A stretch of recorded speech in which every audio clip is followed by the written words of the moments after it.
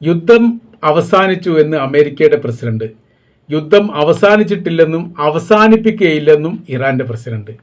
ഈ രണ്ട് വാക്കുകളാണ് ഇപ്പോൾ ഈ പ്രയോഗ തലത്തിൽ വലിയ രീതിയിൽ ചർച്ച ചെയ്യപ്പെടുന്നത്. അമേരിക്ക പറയണമെങ്കിൽ എവിടെ എത്തണം? അത്രയ്ക്ക് നാശങ്ങളും നഷ്ടങ്ങളും മുന്നേറാൻ സാധിക്കാത്ത പ്രയാസവും ബുദ്ധിമുട്ടും അനുഭവിക്കാതെ അമേരിക്കയെ പോലെയുള്ള ലോകത്തിലെ ഏറ്റവും വലിയ ശക്തിയുള്ള രാജ്യം ഒരു ചെറിയ കൊച്ചു രാജ്യത്തോട് ഞങ്ങൾ യുദ്ധം അവസാനിപ്പിച്ചിരിക്കുന്നു എന്ന് പറയണമെങ്കിൽ അവർക്കുണ്ടായിരിക്കുന്ന സംഭവങ്ങളൊക്കെ ഇറാൻ പറഞ്ഞത് യാഥാർത്ഥ്യമാണ്.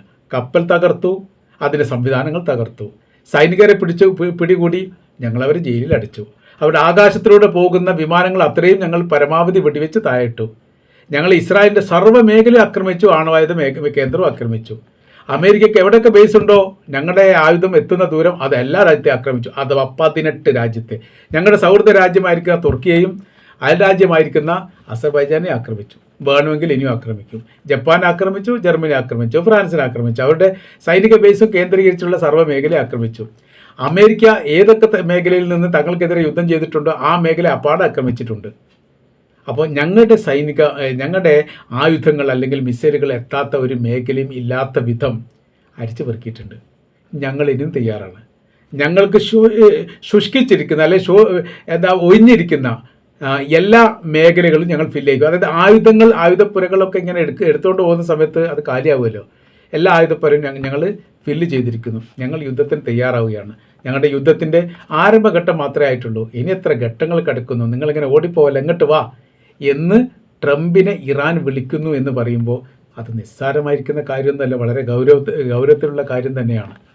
അപ്പോൾ ഇപ്പോഴത്തെ സാഹചര്യങ്ങൾ നോക്കുന്ന സമയത്ത് ഈ $20 ലക്ഷം അവരുടെ കടലുമായിട്ട് ബന്ധപ്പെട്ട് നികുതി വാങ്ങുകയാണ്. ഹോർമുസ് കടലിൽ നിന്ന് ഒരു കപ്പൽ കടക്കാൻ വേണ്ടി $20 ലക്ഷം വാങ്ങുന്നു. ഞങ്ങൾക്ക് വലിയ സാമ്പത്തിക നഷ്ടമുണ്ട്, ഞങ്ങളുടെ രാജ്യം തകർന്നിരിക്കുന്നു, സാമ്പത്തിക ബുദ്ധിമുട്ടിലാണ്, ഈ കടലതിർത്തി ഞങ്ങളുടേതാണ്, ഞങ്ങൾ അതിന് പണം പിരിക്കും. ചുങ്കം പിരിക്കാറില്ലേ അമേരിക്ക? മറ്റുള്ള രാജ്യങ്ങൾ പിരിക്കാറില്ലേ? നമ്മൾ പിരിക്കുന്ന സമയത്ത് എന്താ പ്രശ്നം? എല്ലാവരെ പോലെ അല്ലാതെ നമുക്ക് വേറെ എന്തെങ്കിലും വിഷയങ്ങളുണ്ടോ? അതുകൊണ്ട് ഒരു കപ്പൽ കടക്കണമെങ്കിൽ 20 ലക്ഷം എന്ന് നോക്കുന്ന സമയത്ത് $20 ലക്ഷം ആട്ടോ. അപ്പോൾ ഡോളർ ആ സമയത്ത് ആ ഡോളറിന് ആനുപാതികപരമായിട്ടുള്ള ചൈനയുടെ യുവാൻ എന്ന് പറയുന്ന കറൻസിയാണ് കൊടുക്കുന്നത്. ഡോളർ ഇട്ട് സ്വീകരിക്കുകയില്ല. ഇറാൻ്റെ കയ്യിൽ നിന്ന് അമേരിക്ക ഡോളർ ഇട്ട് വാങ്ങിയില്ല. ഡോളർ വിനിമയം ഇറാനിൽ തടഞ്ഞിരിക്കുന്നു അമേരിക്ക. അതുകൊണ്ട് ആ വിനിമയം നടക്കില്ല. അല്ലെങ്കിൽ പിന്നെ ഈ ഡോളറുകൾ പിന്നെന്ത് ചെയ്യണം? മറ്റേതെങ്കിലും രാജ്യത്തിൻ്റെ സഹായത്തോട് കൂടിയിട്ട് മാറിയെടുക്കണം. അപ്പോൾ ചിലപ്പോൾ ഒരു കമ്മീഷൻ കൊടുക്കേണ്ടി. അതിന് വളരെ സിമ്പിളായ രീതിയിൽ പറയുന്നുണ്ട്. എന്താ വേണ്ട, ഡോളർ വേണ്ട, ഞങ്ങൾക്ക് യുവാൻ എന്ന് പറഞ്ഞ് ചൈനീസ് കറൻസി മതി, അല്ലെങ്കിൽ റഷ്യയുടെ കറൻസി മതി, അതിൽ ഞങ്ങൾ സ്വീകരിക്കപ്പെടും എന്നുള്ളത്.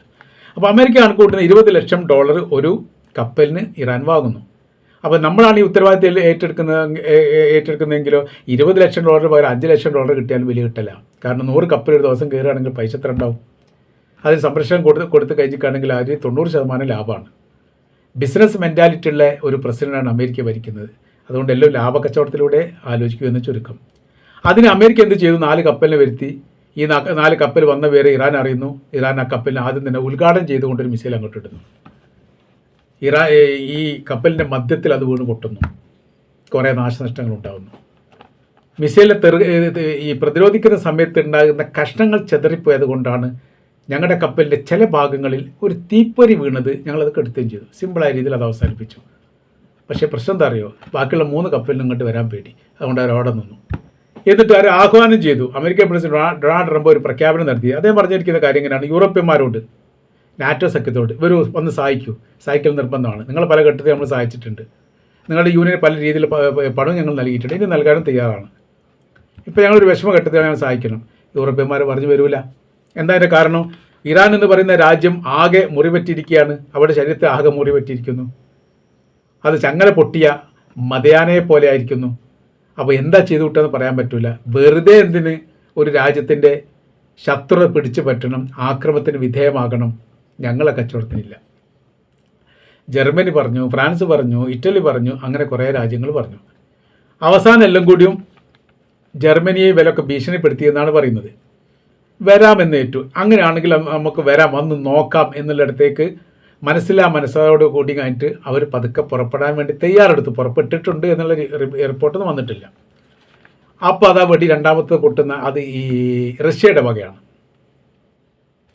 ഏതെങ്കിലും തരത്തിൽ നാറ്റോ സഖ്യം ഇറാൻ ആക്രമിക്കുന്ന സ്ഥിതി ഉണ്ടായാൽ, അല്ലെങ്കിൽ അവർ കടലിൻ്റെ പേരാ പറഞ്ഞത്, ഹോർമുസ് കടലിന് നേരെ അല്ലെങ്കിൽ കടൽ സംരക്ഷണവുമായിട്ട് ബന്ധപ്പെട്ട് ഉത്തരവാദിത്തം നാറ്റോ സഖ്യം ഏറ്റെടുത്താൽ തങ്ങൾ ഇറാനെ സഹായിക്കും. കപ്പൽ പുറപ്പെടാൻ വേണ്ടിയിട്ട് ഈ റഷ്യയുടെ പ്രസിഡന്റ് പുട്ടിൻ്റെ പ്രസ്താവന, വ്ളാഡിമിർ പുട്ടിൻ്റെ പ്രത്യേകമായിരിക്കുന്ന പ്രസ്താവന എന്ന രീതിയിൽ റഷ്യയുടെ പത്രങ്ങൾ അത് പ്രസിദ്ധീകരിക്കുകയും ചെയ്തു. കപ്പൽ അവിടെ നിന്ന് റഷ്യയിൽ നിന്ന് പുറപ്പെടുന്ന കപ്പൽ ഒരിക്കലും വിജയിക്കാതെ തിരിച്ചു വരാൻ വേണ്ടി പറ്റില്ല. ലോകത്തിലെ ഏറ്റവും വലിയ സൈനിക ശക്തിയുള്ള രാജ്യങ്ങളിൽ രണ്ടാമത്തത് റഷ്യയാണ്. ഏറ്റുമുട്ടുന്നത് യൂറോപ്യന്മാരുമായിട്ടാണ്. യൂറോപ്യന്മാരായിട്ട് അവർക്ക് എല്ലാ കാലത്തും ശത്രുതയാണ്.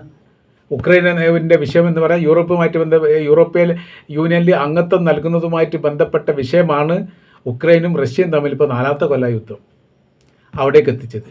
ഈ 4 കൊല്ലം യുദ്ധം ചെയ്യേണ്ട ഒരു സാഹചര്യം ഉണ്ടായത് എന്തുകൊണ്ടാണ്? യൂറോപ്യന്മാരൊക്കെ ഉക്രൈനെ സഹായിക്കുന്നു, അമേരിക്കയെ സഹായിക്കുന്നു, സാമ്പത്തികപരമായി, സൈനികപരമായി, ആയുധപരമായി, മറ്റെല്ലാ രീതിയിലും സഹായിക്കുന്നു. ഇപ്പോൾ ഉക്രൈന് പ്രതിരോധമായിട്ട് ബന്ധപ്പെട്ട കാര്യത്തിന് അറേബ്യൻ രാജ്യങ്ങളെ സഹായിച്ചു എന്ന റിപ്പോർട്ടും പുറത്തു വന്നു.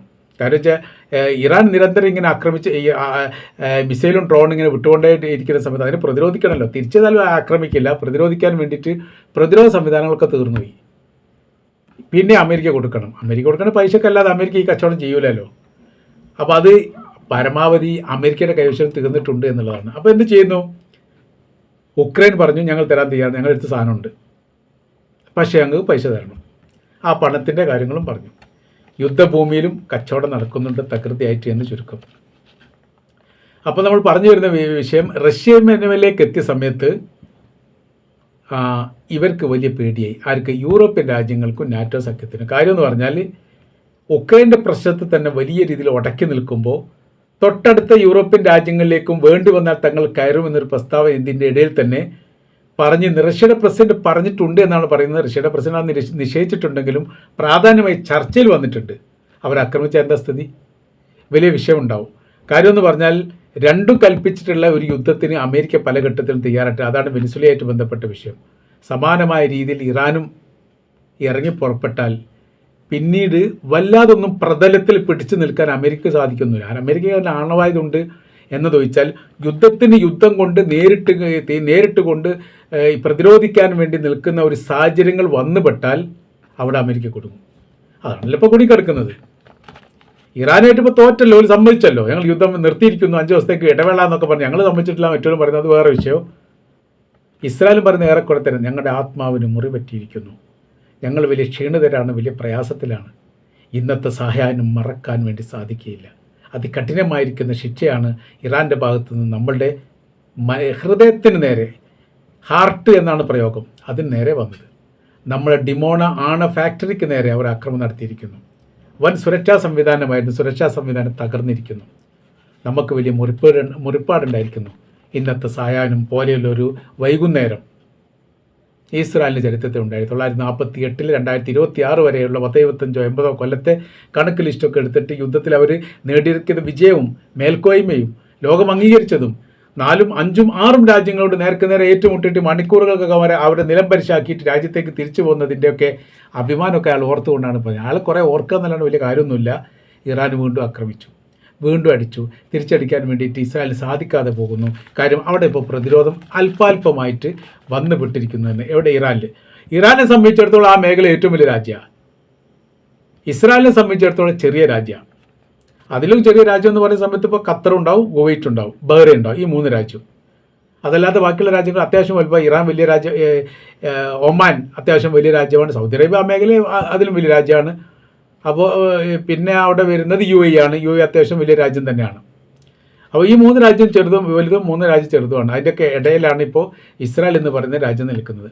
അവിടെ സുരക്ഷാ സംവിധാനമൊക്കെ വളരെ വളരെ വലുതാണ്. എന്ത് ചെയ്യാൻ?